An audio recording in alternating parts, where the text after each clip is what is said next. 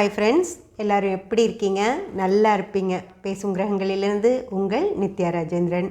Friends, நம்ம இன்றைக்கி 2023 வருஷத்துடைய கடைசி நாளில் இருக்கோம் ஃப்ரெண்ட்ஸ். இன்னும் ஒரு 5-6 மணி நேரங்களில் நமக்கு 2024 வருஷம் பிறக்க போகுது. இந்த வருஷம் நம்ம நிறைய விஷயங்களை கடந்து வந்திருப்போம் இல்லைங்களா? நிறைய சந்தோஷங்கள், மனமகிழ்ச்சிகள், திருப்தி, நிம்மதி, இன்னும் நிறைய நல்ல விஷயங்களையும் கொஞ்சம் சங்கடமான விஷயங்களையும், நமக்கு தேவையே இல்லாத, நம்ம எதிரே பார்க்காத அனாவசியமான ஒரு சில விஷயங்களும் நமக்கு நடந்திருக்கும் இல்லைங்களா? அந்த விஷயங்களையும் எல்லாம் கடந்துட்டோம்.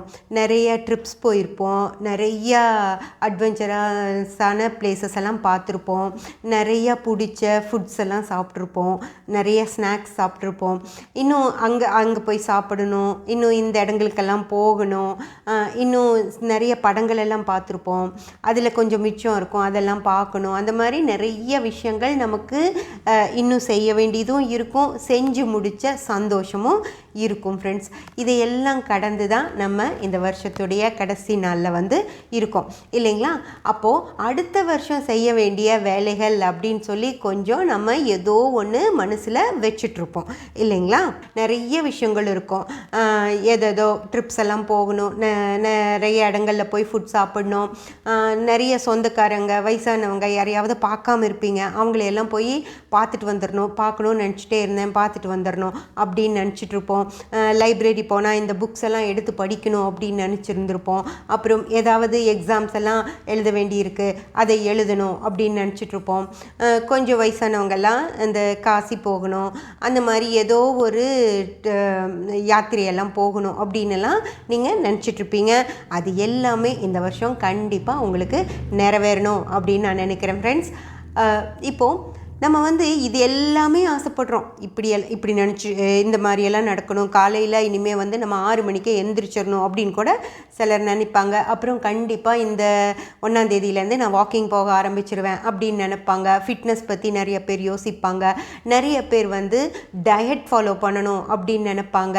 அப்புறம் நிறைய பேர் சொந்த ஊரில் போய் இருக்கணும் அப்படின்னு நினைப்பாங்க. அந்த மாதிரி ஒவ்வொருத்தருக்கும் ஒவ்வொரு விஷயங்களெல்லாம் இருக்கும் ஃப்ரெண்ட்ஸ். அப்படி இருக்கிற விஷயங்களை யாராவது நம்ம ஏதாவது தெரிஞ்சிக்காமல் இருக்கிற விஷயங்களை தெரிஞ்சு வச்சுக்கணும் அப்படின்னு நினச்சிருக்கீங்களா?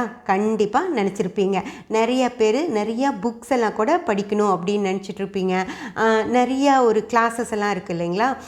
அதுக்கெல்லாம் போகணும் அப்படின்னு நினச்சிருப்பீங்க. எல்லா வயசுக்காரங்களும் அவங்கவுங்க வயசுக்கு ஏற்ற மாதிரி அவங்கவுங்க ஒரு விஷயத்தை பழகிக்கணும் அப்படின்னு நினச்சிட்ருப்பீங்க இல்லையா? தெரிஞ்சிக்க வேண்டிய விஷயங்கள் அப்படிங்கிறதும் நிறையா இருக்குது இல்லைங்களா?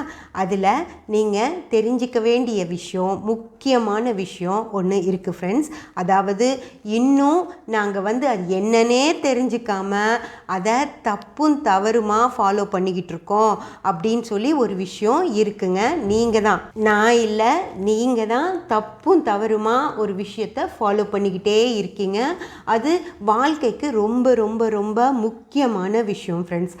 அந்த விஷயத்தை நம்ம தெரிஞ்சோ அல்லது தெரியாமலோ, சில பேர் தான், எல்லாரும் அப்படின்னு நான் சொல்ல வரல, சில பேர்த்துக்கு தெரிஞ்சிருக்கு அது கரெக்டாக நம்ம ஃபாலோ பண்ணுறோம் அப்படிங்கிறதும் அவங்க கரெக்டாக ஃபாலோ பண்ணிட்டுருக்காங்க.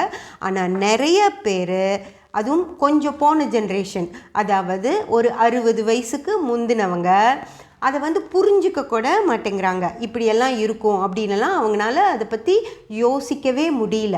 ஆனால் அது நம்ம வாழ்க்கைக்கு ரொம்ப ரொம்ப ரொம்ப ரொம்ப முக்கியமான ஒரு விஷயம்.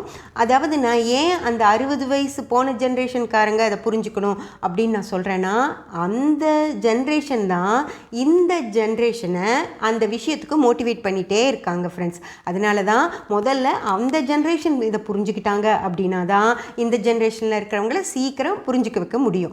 அது என்ன விஷயம் அப்படின்னு பார்த்தீங்கன்னா, திருமண பொருத்தம் அப்படின்ற ஒரு விஷயத்தை தப்பாக என்னடா இவங்க தப்பு தான், நம்மெல்லாம் செய்கிறது தப்புன்னு சொல்கிறாங்க அப்படின்னு சொல்லி நீங்கள் கேட்க வந்தீங்க அப்படின்னா, நான் தைரியமாக சொல்வேங்க, நீங்கள் தப்பு தான் செஞ்சிட்ருக்கீங்க. அதாவது ஒரு 2% அல்லது ஒரு 5% மக்கள் வேணால் கொஞ்சமாக புரிஞ்சிட்ருக்காங்க. ஆனால் 95% மக்கள் இன்னும் திருமண பொருத்தத்தை தவறான இடங்கள்லையும் தவறான ஆட்கள் கிட்டையும் போய் மாட்டிக்கிட்டு அதை புரிஞ்சிக்காமையே திருமணங்களை செஞ்சு வச்சு அதில் கடவுள் புண்ணியத்தில் சரியாக நடந்து தப்பிச்சு போன நிறைய கப்பல் தப்பிச்சிட்டாங்கங்க. ஆனால் தப்பும் தவறுமான ஆட்கள் கிட்ட மாட்டி தப்பான திருமண பொருத்தங்களை பார்த்து முடிவு செய்யப்பட்ட திருமணங்கள் நிறையா கோர்ட்டில் இருக்குது, நிறையா வீட்டில் இருக்குது. அதாவது கோர்ட்டுக்கும் போகாமல் முடிவும் எடுக்காமல் வாழவும் வழி இல்லாமல் பையன் வீட்டில் பையனும் பொண்ணு வீட்டில் பொண்ணும் பேசாமல் உட்காந்துட்ருக்காங்க, என்ன செய்யறதுனே தெரியாமல். அந்த மாதிரி விஷயங்களும் இருக்குது. தைரியமாக நான் கோர்ட்டுக்கு போகிறேன், எனக்கு டைவர்ஸ் தான் வேணும், இந்த கல்யாணத்தில் எனக்கு இஷ்டம் இல்லை அப்படின்னு சொல்லிட்டு கோர்ட்டுக்கு போய் அந்த விவாகரத்து வாங்கிட்டு வந்து அதுக்கப்புறம் அடுத்த இன்னொரு பொண்ணையோ இன்னொரு பையனையோ பார்த்து திருமணம் செஞ்சு அந்த விஷயம் நல்லா அமைஞ்சு நல்லா இருக்கவங்களும் இருக்காங்க. அது அப்படியெல்லாம் வேண்டாம், எனக்கு வாழ்க்கையே வேண்டாம், நான் அப்பா அம்மா கூடயே இருந்துக்கிறேன்னு தனியாக இருக்கிற நிறையா பசங்களும் இருக்காங்க, தனியாக இருக்கிற நிறையா பொண்ணுகளும் இருக்காங்க. இதில் இவங்களுக்கு பிறந்த குழந்தைகள் ரொம்ப பாதிக்கப்பட்டிருக்காங்க. வாரத்துக்கு ஒரு தடவை அப்பாவை பார்க்குறது, வாரத்துக்கு ஒரு தடவை அம்மாவை பார்க்குறது, அந்த நேரத்தில் மட்டும் அவங்க கூட வெளியே போகிறது, யார் கூட இருக்கணும்னு இஷ்டம் இருந்தாலும் அதை வெளியே தைரியமாக சொல்ல முடியாமல் அந்த குழந்தைங்க சிரமப்பட்டுட்ருக்குங்க. அந்த மாதிரி நிறைய விஷயங்கள் தவறான திருமண பொருத்தத்தின் பார்த்து முடிவு செய்யப்பட்ட கல்யாணங்கள் தான் இதுக்கு நிறையா. அதாவது 1% ஜோதிடர்கள் காரணம் அப்படின்னு நான் சொல்லுவேன். ஆனால் 99% நீங்கள் தான் ஃப்ரெண்ட்ஸ் காரணம், நீங்கள் தான். அதாவது இது சரியா அப்படின்னு தெரியாமையே போய் ஒருத்தர்கிட்ட ஜாதகத்தை கொடுத்து அவங்க சொல்கிறத சரின்னு கேட்டுட்டு வந்து ஒரு திருமணத்தை செஞ்சு வச்சு அதனால் நீங்களும் பாதிக்கப்பட்டு உங்கள் குழந்தைகளும் பாதிக்கப்பட்டு இன்றைக்கி மனசுக்குள்ளேயே எல்லாத்தையும் வச்சு மருகிட்டு இருக்க நிலமை தான் இருக்கு இல்லையா? அதனால் ஒரு விஷயத்தை நான் சொல்லி கொடுக்குறேன், அதை நல்லா கவனமாக புரிஞ்சுக்கிட்டு அதுக்கப்புறம் இனிமே திருமணத்துக்கு ஜாதகத்தை கையில் எடுக்கிறப்போ என்ன மாதிரி பார்க்கணும் அப்படின்னு தயவு செஞ்சு முடிவு பண்ணுங்கள். இதை என்னோட நல்லதுக்காக நான் சொல்லலை, உங்களோட நல்லதுக்காக தான் சொல்கிறேன். அதை விட உங்கள் குழந்தைகளோட நல்லதுக்காக தான் சொல்கிறேன். அவங்க நிம்மதியாகவும் சந்தோஷமாகவும் வாழ்க்கையை அனுபவிக்கணும் அப்படிங்கிறதுக்காக சொல்கிறேன் ஃப்ரெண்ட்ஸ். திருமண பொருத்தம் அப்படிங்கிற ஒரு விஷயத்தை பற்றி தான் நம்ம பார்க்க போகிறோம்.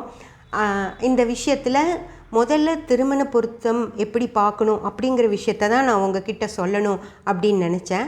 ஆனால் முதல்ல அந்த விஷயங்களை பற்றி மட்டும் சொன்னால் பத்தாதுங்க. எப்போவுமே ஒரு விவசாயம் பண்ணுற விவசாயி களை எடுக்கணும் அப்படின் தான் முதல் ஸ்டெப்பாக அவருக்கு சொல்லி கொடுப்பாங்க. முதல்ல நம்ம நிலத்தை களையை நல்லா உழுது அதில் இருக்கிற அந்த கல் எடர்பாடுகள் அப்படின்னு சொல்கிறோம் இல்லையா, ஒரு செடி வளரணும் அப்படின்னா அதுக்கு எந்த எடர்பாடும் இல்லாமல் அந்த வேர் நல்லா கடைசி வரைக்கும் போகணும் அப்படின்னா அதில் இருக்கிற அந்த கல் மண் எல்லாத்தையும் எடுத்து வெளியே விட்டுட்டு நல்ல ஒரு பதமான இடத்துல அதை விதைக்கணுங்க. அப்போ தான் அது செழித்து வளரும். அந்த மாதிரி களை எடுக்கிறது அப்படிங்கிறது ரொம்ப முக்கியமான விஷயம்.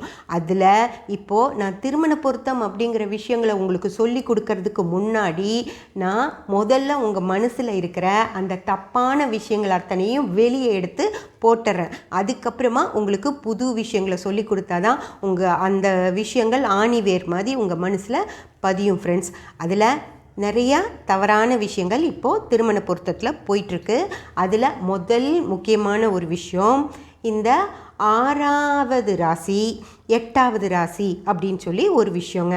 ஜாதகருடைய ராசிக்கு